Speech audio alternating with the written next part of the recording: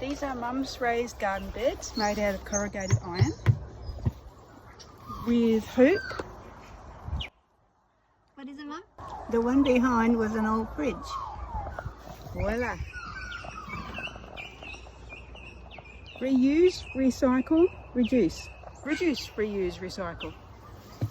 And another one.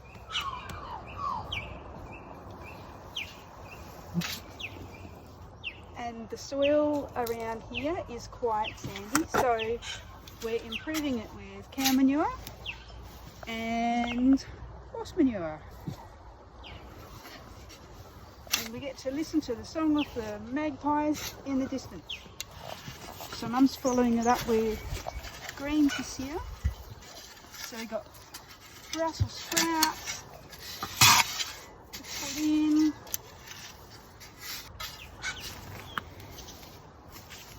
And this other bed here is one that Mum and I did this morning. Ta-da! So we have broccoli, cabbage, and purple broccoli.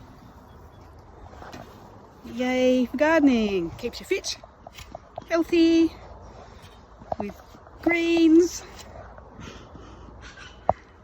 You get to listen to the weird noises the horse makes. And lots of fresh air. Lovely.